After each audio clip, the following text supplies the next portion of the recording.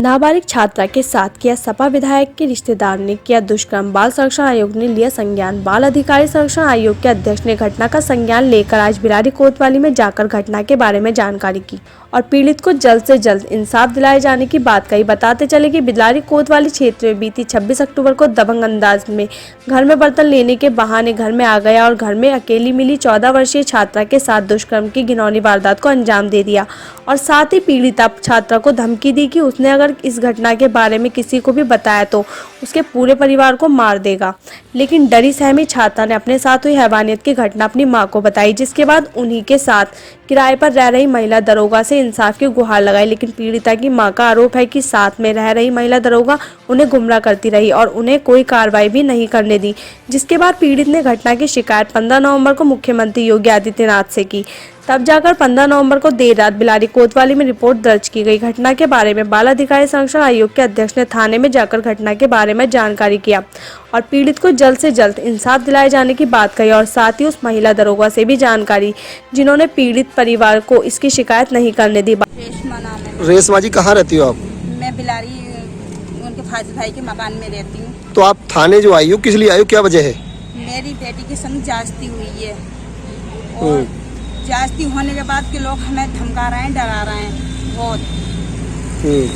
जब मैं इंसाफ चाहती हूँ, मैं अपनी बेटी का इंसाफ चाहती हूँ, मुझे इंसाफ मिले। ये बड़े लोग हैं, वो ये कहते हैं कि अगर थाने गई तो हम विधायक के रिश्तेदार हैं जो मौजूदा प्रधान है इस वक्त।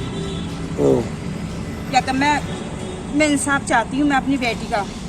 क्या हुआ था आपकी बेटी के साथ, तो कितने दिन हो गए और अब तक पुलिस? मैं चंदोसी गई थी अपनी माँ के घर, मेरी माँ की तबीयत खराब थी। मैं चंदोसी गई थी 10 तारीख को 10 बजे दिन के। तो इन्होंने मुझे जाता हुआ देख लिया, अदनान नाम के लड़के ने, जो नीचे रहता है दुकान में रहता है। वो ऊपर पूछा लगाया मेरी बेटी से चम्मच और प्लेट मांगना। इसने गेट बंद करके मेरी रिएक्शन पूरा काम करा। पूरा काम करने के बाद जब मैं 7 बजे लौटी, 7 बजे मेरी लड़की सेम हुई और डर हुई थी, पीली पड़ी थी बिल्कुल। ये रोई, बोली अम्मी तुम्हें लोग के मार देंगे अगर मैंने कुछ कहा। तो हम रोते पीटते नीचे लेडीज पुलिस रहती है, वहाँ गए हम। वहाँ जाने के बाद उन्होंने, वो लेडीज पुलिस कौन से थाने में तैनात है, कौन से थाने में ड्यूटी करती है? इसमें ही करती है, बिलारी थाने में।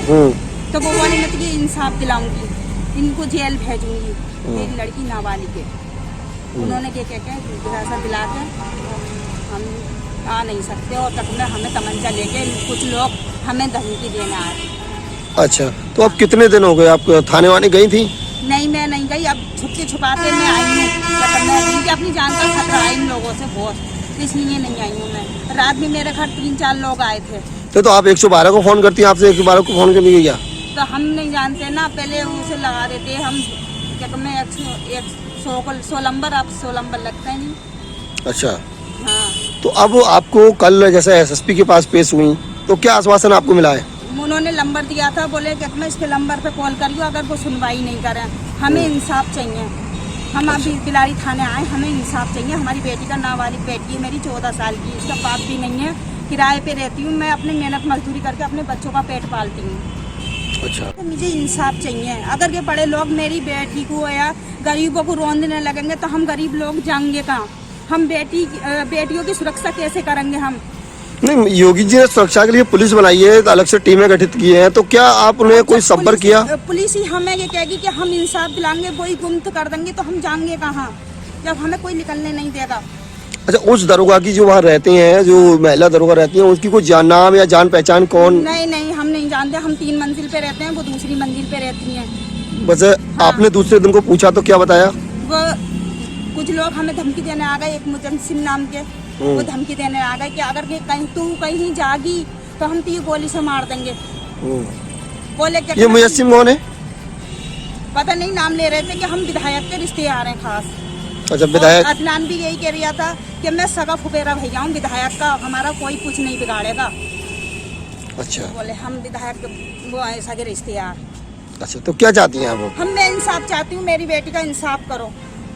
मेरी बेटी 14 साल की है, मेरी बेटी का इंसाफ करो। मैं क्या में क्लास में पढ़ती थी आपकी बेटी? ये 6ठी में पढ़ रही है, कन्या जूनियर स्कूल में। मैडम, ये मुकदमा दर्ज हुआ है, क्या पूरा प्रकरण था और कितने लोगों के खिलाफ हुआ है? ये परसों जो है पुलिस के संज्ञान में आया कि पीड़िता के मदर ने जो है तहरीर दी माता ने कि मेरी बच्ची के साथ ऐसे ऐसे ये घटना हुई है 376 की। तो उस तहरीर के आधार पर पुलिस ने मुकदमा दर्ज कर लिया है और पीड़िता के बयान हम दर्ज करा रहे हैं 164 CRPC के, और इसके बाद जो भी अग्रिम विधिक कार्रवाई होगी वो शीघ्र जल्द की जाएगी। पीड़िता का मेडिकल का क्या प्रक्रिया चल रही है अभी तक? मेडिकल के लिए भी पीड़िता कल गई थी, तो उसमें जो भी उसको कहना था वहाँ पे उसने डॉक्टर के समक्ष अपनी बात रखी है। तो अभी हमारे पास मेडिकल के लिए इच्छुक नहीं थी शायद, तो अभी पूरी रिपोर्ट्स आ जाएंगी तो उसके आधार पर हम आगे की कार्रवाई करेंगे। एक कस्बा इंचार्ज साहब पे सवाल उठाए विवेचना हटाने का, तो क्या उसमें क्या सर मैडम प्रक्रिया आगे की रहेगी, क्या कार्रवाई होगी?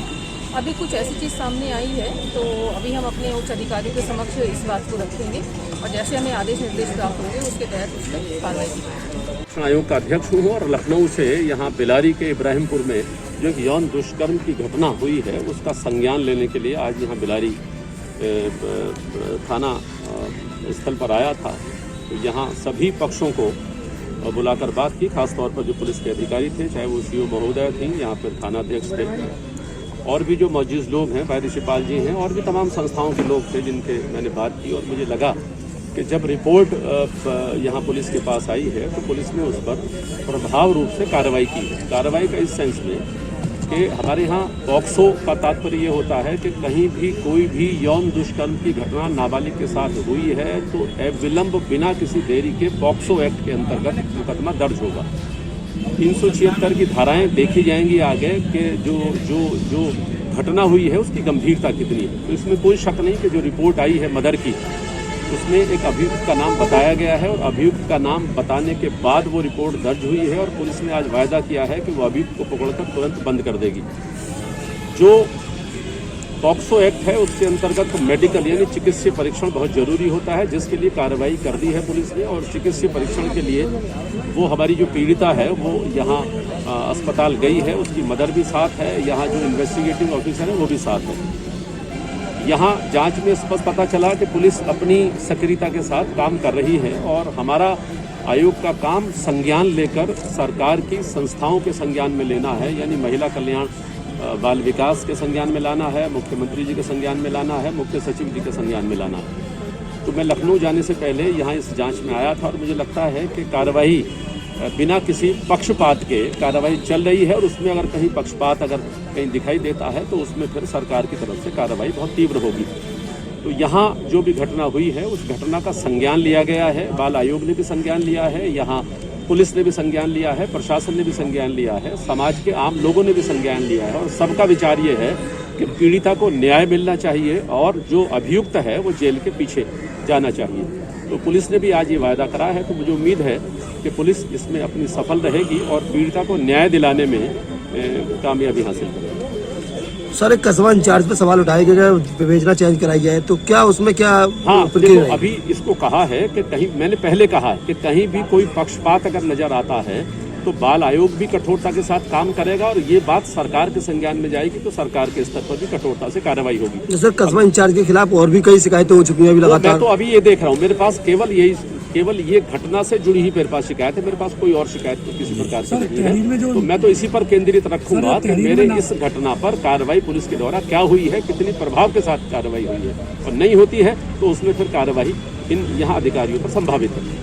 सर तहरीर में तो जो नाम दे रखे सर उसमें निकाल दिए गए सर, जो तहरीर है वो विवेचना में, देखो ऐसा है कि अभी जो आयोग को हटाने की बात हो रही है या उसको बदलने की बात हो रही है उसमें केवल ये है कि जो विवेचना है, रिपोर्ट चाहे जो लिखी गई है, कई बार आपने देखा होगा कि रिपोर्ट में मान लिया हल्की रिपोर्ट भी लिखी गई है और पॉक्सो के अंतर्गत ये पता लगता है कि लड़की 164 के बयान में कहती है कि मेरे साथ यौन दुष्कर्म हुआ है, एक ने किया है कि कई ने किया है, तो विवेचना में वो चीज़ बढ़ाई जाती है, उसमें फिर FIR उतनी मायने नहीं रखती, उसमें फिर विवेचना के आधार पर जो बयान होगा वही फिर कोर्ट में प्रस्तुत होगा, उसी के आधार पर कानून अपना दंड तय करेगी। सर एक ऑडियो वाला आपने जिक्र किया था, कोई ऑडियो वायरल हो रहा है सर, वो क्या पूरा मामला है? नहीं, ऑडियो भी मेरे पास भी आया था। उस ऑडियो में जो बातचीत हो रही है पीड़िता की मदर की, उसमें वो ये कह रही है कि मुझे यहाँ से जिस मकान में मैं रहती थी, इस मकान में मेरा सामान हटाया गया है और मुझे किसी ऐसे मदरसे में डाल दिया गया है जो मदरसा कहीं जंगल में है, चारों तरफ वहाँ जंगल सा दिखाई देता है।